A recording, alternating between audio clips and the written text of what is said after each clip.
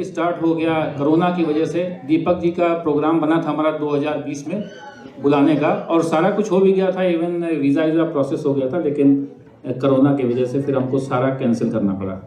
तो वो अपॉर्चुनिटी हमको अब मिली। तो दीपक जी बेल्जियम आ रहे थे, तो मैंने कहा जब वहाँ आ रहे हैं तो यहाँ पे भी आइए, हम लोग होली का प्रोग्राम करने जा रहे हैं, होली और बैसाखी का, तो उसमें आप भी आइए, तो एक डिफरेंट चीज़ हो जाएगी जो हमने आज तक कभी नहीं की है। वो एग्री हुए, और प्रभा खेतान फाउंडेशन जो है उन्होंने भी अपनी सहमत जताई, तो उनके थ्रू फिर हमने उनको यहाँ पे बुलाया। स्पेशली एजुकेशन के फील्ड में आप राइटर हैं, आप लिखते हैं, आप पोएट हैं, आप थिएटर भी करते हैं, इतनी सारी चीज़ें आप करते हैं। आप अपने आप को किस तरह से एक्सप्लेन करेंगे कि आप क्या हैं? सबसे पहले तो नमस्कार। बहुत अच्छा लग रहा है आप सबके बीच आकर। जैसा मनोज जी कह रहे थे, 2020 में एक तरीके की प्लानिंग थी यहाँ आने की आपके पास, और बीच में कोविड का एक अंतराल आ गया। सबसे खूबसूरत बात यहाँ आने की, मैं आपके सवाल पे आता हूँ, पर आने की ये है कि इतने सारे मुस्कुराते हुए चेहरे एक कमरे में बहुत समय बाद देखने को मिले हैं। तो सबसे पहले तो तालियां आप सबके लिए होनी चाहिए। मैं अपना परिचय मुश्किल है, क्योंकि बहुत सारे हैं जो रिश्तेदारों को अच्छा लगता है, जो माँ बाप शादी में देते हैं, आपका बेटा क्या करता है, तो वो आसान जवाब है। जो मेरा अपने लिए परिचय है वो ये है कि मैं कहानीकार हूँ, और बहुत इंटरेस्टेड हूँ लोगों की कहानियों में। I think as a young person, जब मैं स्कूल में बड़ा हो रहा था, तो जितने गेस्ट स्पीकर्स थे वो उम्र से दुगने होते थे। तो मुझे लगता था कि शायद 40 के बाद ही इंसान अपनी ज़िंदगी में कुछ इतना कर सकता है कि ही कैन ट्रैवल और शी कैन ट्रैवल। मैं चाहता था कि मैं अपनी उम्र वालों के लिए जितनी ज़्यादा कहानियाँ इकट्ठी कर सकूँ, उनको संजोऊँ और उनको बांटूँ। तो इसलिए बहुत कम उम्र में मैंने काम शुरू किया। पर अगर मूल बात सुनील जी कही जाए तो वो कहानीकार की होगी जी। और आपका इस प्रोजेक्ट फ्यूजन में हमको दिखता भी है कि आपने किस तरह से इस प्रोजेक्ट फ्यूजन को एक कहानी की तरफ से मोड़ के आपने उसको स्टार्ट किया।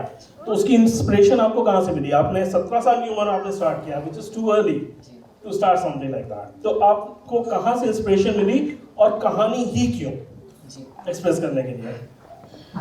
आप सोचिए, आज मैं 29-30 साल का हूँ, तो कई लोगों को 21 का लगता हूँ, तो जब 17 का था तो 13 का लगता था। तो कई बार जब मैं यूनिवर्सिटीज़ में पढ़ाने जाता था तो लोगों को लगता था कि मैं प्रोफेसर का बेटा हूँ जो साथ आया है। And so I was never taken seriously, and it was the biggest blessing that I could have, because I never felt the pressure. तो मुझे कभी वो मुश्किलात नज़र नहीं आई कि अब सबकी एक्सपेक्टेशंस बढ़ गई हैं। लोगों को लगता है बच्चा है, क्या पढ़ाएगा, क्या बोलेगा, और लगता था मेरी मदर वो स्टोरी बोल रही है, मैं स्कूल नहीं गई, अच्छे नंबर आएंगे। पर आई वॉज 14 ईयर्स ओल्ड, और एक बार मैंने अपनी माता जी से बहुत ऐसे कॉन्फ्रंटेशनल तरीके से पूछा, you are the biggest liar in the world, क्योंकि अगर आप कभी स्कूल नहीं गई तो आप इतना सब कैसे जानती हैं? आज के दिन तक मेरी माता जी जो हैं वो घर का खर्च उनके हाथों में होता है, वो डिसाइड करती हैं कहाँ जाएगा, कितना बचेगा, कितना इस्तेमाल होगा। तो एक ऐसी महिला जिसने कभी प्रॉफिट एंड लॉस का इक्वेशन नहीं समझा, जिसने कभी डिबेटिंग क्लासेस नहीं ली। मैं अक्सर मजाक करता हूँ कि my father has never won an argument against my mother, and that is a really good evidence कि कितनी पकड़ है उनकी भाषा में, वाद विवाद में।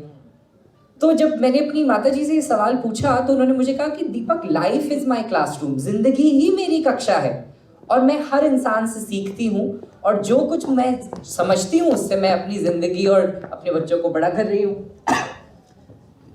14 साल की उम्र में जब मैंने वो बात पहली बार सुनी तो मुझे लगा कि अगर ये सिर्फ ज़िंदगी जी के सीख रही हैं तो इसका मतलब है हर इंसान जो ज़िंदगी जी रहा है वो कुछ ना कुछ सीख रहा है। पर वो इन्फॉर्मेशन कहाँ है? अगर आप गूगल करें अपने परिवारजनों के नाम, अपने बेस्ट फ्रेंड्स के नाम, until and unless they are not rich and famous, rich और famous, बहुत मुश्किल है किसी के बारे में पढ़ना।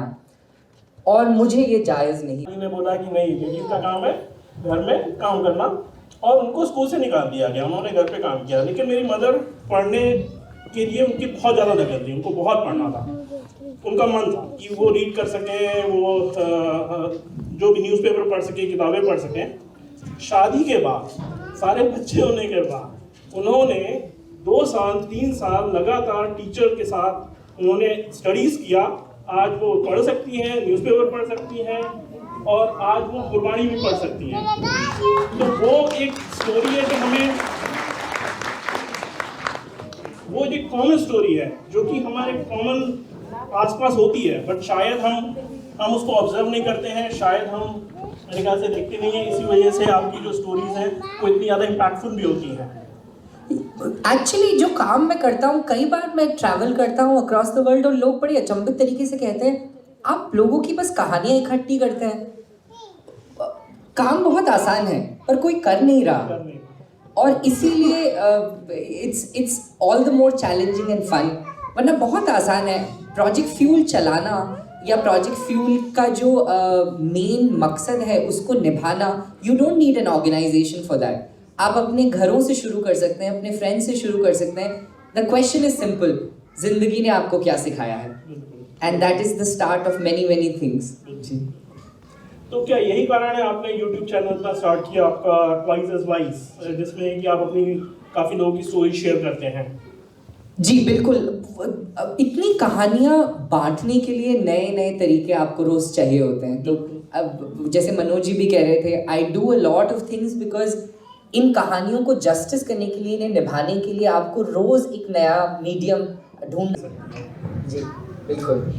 और कहीं ना कहीं मैं अक्सर उस बात पे रिटर्न करता हूँ कि वो घर से ही शुरू होना चाहिए। If you acknowledge the efforts of your mother, if the parents acknowledge the efforts of their children. आज के ज़माने में सबसे मुश्किल है एडजस्टमेंट, चाहे वो माता पिता का आज की जनरेशन में हो या बच्चों का माता पिता की जनरेशन के लिए हो। और अगर if you can be extra kind in that moment where you are angry, where you are upset, तो मुझे लगता है वहाँ से आप शुरू कर सकते हैं काइंड होना। You don't have to step out of your home and donate 10,000 blankets to poor people. But मैं अक्सर when I talk to people my age, हर इंसान को बड़ा मजा आता है रिबेल बनने में हमारी एज में, कि घर में अगर आपने मतलब आपने सारी जद्दोजहद know what is mass communication, and that was my first moment of realisation कि हम जिन मुद्दों पे लड़ रहे हैं हमने उनको समझाया ही नहीं है। So if we start there, I think that's the first step to kindness. Being patient with your own family. जी। बहुत अच्छी बात बोली आपने। और वैसे पेरेंट्स की नज़रिए से देखें तो वो लोग भी ये चाहते हैं कि हमारा बच्चा जो है वो अच्छा करे, क्योंकि उनको सिक्योरिटी चाहिए। तो उनको शायद नहीं पता है कि मास कम्युनिकेशन का आगे फ्यूचर क्या है। उस टाइम पर तो खाली डॉक्टर, वकील और इंजीनियर 3 ही प्रोफेशन होते थे जिसमें सारे लोग जाते थे। अब आप उसमें से किसी भी प्रोफेशन में नहीं जाते हो, इसका मतलब आप प्रोग्रेस नहीं कर रहे हो। तो वो एक अंडरस्टैंडिंग का एक गैप भी है। बिल्कुल। अच्छा दीपक जी, हम आपसे थोड़ा सा भाषा के बारे में बात करना चाहेंगे, मातृभाषा और हिंदी भाषा। और ये जो भाषा है और जो हमारे संस्कार है या जो हमारा कल्चर है वो आपस में एक दूसरे से कैसे जुड़े हुए हैं, तो क्या महत्व है भाषा का? जी, 2 हिस्सों में आपका सवाल है, मैं एक एक करके कोशिश करता हूँ जवाब देने की। पहला तो है भाषा। भाषा क्या है? भाषा वोकैबुलरी तो है नहीं। हम कहते हैं हिंदी में अगर आप कहें भाषा वोकैबुलरी है, शब्दावली है, शब्दकोश है, दैट्स नॉट ट्रू। क्योंकि अगर आप कहते हैं ट्रेन छूटने वाली है तो ट्रेन तो हिंदी का शब्द नहीं है, लोहपथगामिनी है। और मैंने तो अपनी पूरी जिंदगी में किसी को लोहपथगामिनी छूट रही है बोलते हुए नहीं सुना। आप कहते हैं चाय, चाय भी हिंदी का शब्द नहीं है। वो बहुत लंबा है, मैं बोलने लगूंगा तो शायद आपके 2 मिनट ले लूँगा। पर अगर भाषा शब्दावली नहीं है, शब्दकोश नहीं है, तो भाषा क्या है? भाषा है सिंटैक्स। अगर आप कह रहे हैं लड़का चाय पी रही है तो आप गलत हैं भाषा में। अगर आप ये सुधार लें कि लड़का चाय पी रहा है, एसी बंद होना चाहिए, लड़की चल के आ रही है, तो आप सही भाषा बोल रहे हैं, क्योंकि सिंटैक्स सही है। हिंदी जिसे हम कहते हैं वो पूरी तरीके से हिंदी नहीं है, उसमें शब्द हैं तमिल के, उसमें शब्द हैं पर्शियन, उसमें शब्द हैं अरबिक। तो भाषा तो बहुत, भाषा बुफे है शब्दों का। और जहां आप सिंटेक्स सही कर लेते हैं, कातबो मडे बाकुदे आचा, मुझे चरखा चलाते हुए देखती हैं, एनालाइज करती हैं। आप सोचिए ये हिमाचल का गीत है, आप आएंगे बिहार की तरफ तो वहां गीत है कि रेलिया बैरन पिया को लिए जाए रे, रेलिया बैरन जौन टिकसवा से सैया मोरा जइबे, सैया जइबे गुइया जइबे, जौन टिकसवा से सैया मोरा जइबे, पानी बरसे टिकस गल जाए रे, रेलिया बैरन। जिस प्लेटफॉर्म से जा रहा है मेरा प्रिय, भगवान करे इतना पानी बरसे प्लेटफॉर्म पिघल जाए। जौन साहबवा के सैया मोरे नौकर, गोली दागे साहब मर जाए रे। तो आप सोचिए कितना एक्सट्रीम है। उत्तराखंड आप आते हैं तो गीत है कि ए जी, धुन भूल रहा हूं मैं, कि ए जी सार्यों मफूली गे होली फ्योली लयण नी घोर छोड़ा वा, ए जी सार्यों मा चला फूलारी फूलों को सौदा सौदा फूल बिरौला। और बहुत सिंपल गाना है कि मुझे इस शहर से लेकर मेरे गांव छोड़ आइए, फूल खिल रहे होंगे, मेरी दोस्त जो हैं वो अब चुनने लगी होंगी धान खेतों से, चलिए उनके साथ धान काटते हैं। इन सारे गीतों में हमारी लोक संस्कृति के जीवन का दर्शन है। तो जब आप फोक सुनना शुरू करते हैं, फोक समझना शुरू करते हैं, so you will enjoy it so much more, क्योंकि इन सब कल्चरल एलिमेंट्स में आपको रिमूव करना कब हो जाता है, जब उस कहानी में आप अपने आप को डाल के उस कहानी को एनालाइज नहीं कर रहे हैं। हम कई बार सुनते हैं क्योंकि हम अपने आप को उस कहानी में किरदार के रूप में देखते हैं। आप देखिएगा हॉस्पिटल में कभी एक्सीडेंट होता है, जो लोग देखने आते हैं मरीज को, वो सबसे पहला सवाल पूछते हैं कैसे हैं आप, और फिर एक ऐसी कहानी बताते हैं जो उससे ज़्यादा खतरनाक और भयावह है। मेरी मदर का एक मर्तबा एक्सीडेंट हुआ और पैर जो है, she broke her leg. So the person who came to visit her first said, अच्छा कैसे हो गया? सो शी सेड, I met with an accident. हमारे यहाँ तो ट्रक चला गया एक इंसान के पैर के ऊपर से। So we always try to listen to tell a better story. आप तब इसलिए उस कहानी को एनालाइज कर रहे हैं कि आप इसको ट्रम्प कैसे करें। But if you just listen for the joy of listening, then you don't have to interact with that story from your own life experiences.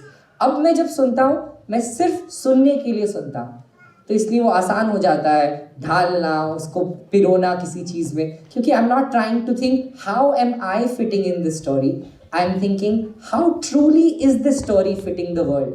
तो एक तरीके से वो हेल्प करता है ji. Thank you Deepak ji. I think we should wind up. Sunil ji, you want to take the last question please? Question नहीं है जी। दीपक जी, आप बोलते हो no contribution is to small और insignificant to make a difference. तो आप बताइए कि आपका जो प्रोजेक्ट व्यूअर है या कोई इसमें कंट्रीब्यूट करना चाहता है तो क्या कर सकते हैं, कैसे कंट्रीब्यूट कर सकते हैं? बहुत सारे तरीके हैं। एक तो सबसे पहला है, घर जाइए, एक दूसरे के लाइफ लेसन जानिए। वो सबसे छोटी शुरुआत आप कर सकते हैं, to know what is the life lesson of your family, your friends, and know that for your self. If you are inspired, mail them to us. We will teach it across the world. We will design it into books. And we are now actually starting a very interesting program. It's called a Wisdom Library Value Program for children who are across the world. और generally ये program है कि my team in India will be actually virtually teaching across different communities across the world. 12 months का program है that parents can enroll their children in and get to learn about Indian culture but also world culture. तो ये खास तौर पे pandemic के बाद we are starting this program from our knowledge. तो but easiest way is you send us an email and tell us how you want to be a part. We can get you to paint villages, we can get you to tell your life lessons, we can get you to write songs, all is possible. I would, मुझे conversations में ख़त्म करने में अच्छा नहीं लगता, एक कविता के साथ अंत करें, if that's fine with you.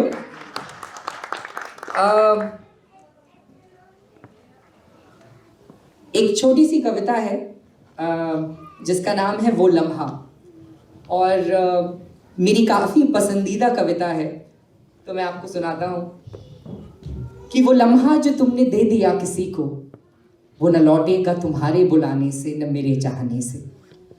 वो लम्हा जो तुमने दे दिया किसी को, वो न लौटेगा तुम्हारे बुलाने से न मेरे चाहने से। वक्त की कलम से कितना कुछ लिख गया है, वो या तो खो गया है या बिक गया है। वो लम्हा जो तुमने दे दिया किसी को, वो लम्हा चाहता तो दूरियां मिटा सकता था, एहसास ना सही कम से कम आरजू जगा सकता था। खैर जो उसकी फितरत थी उसमें शरारत थी, हाथों से फिसल जाना वक्त की पुरानी आदत थी। वो रूठा भी नहीं था जो मान जाता तेरे या मेरे मनाने से। वो लम्हा जो तुमने दे दिया किसी को, वो न लौटेगा तुम्हारे बुलाने से न मेरे चाहने से। वक्त की कलम से कितना कुछ लिख गया है, वो या तो खो गया है या बिक गया है। वो लम्हा रह रह के याद आएगा, लाएगा हंसी होठों पे तो आंखों में आंसू भी लाएगा। वो लम्हा यकीनन जख्म बन जाएगा। तुम कहते हो तुमने दे दिया, पर जिसको दिया उसके पास अब तक नहीं पहुंचा। वो कहता है उसने वापस कर दिया, पर वो लम्हा मेरा अब तक घर नहीं लौटा।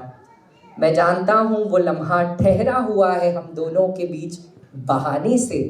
वो लम्हा जो तुमने दे दिया किसी को, वो न लौटेगा तुम्हारे बुलाने से न मेरे चाहने से। वो एक लम्हा। Thank you. बहुत बढ़िया। और इसी के साथ आप सबका शुक्रिया अदा करना चाहता हूँ मैं इस लम्हे के लिए जो आपने अब मुझे दे दिया और मैंने आपको दे दिया है। तो thank you so much for listening and inviting me.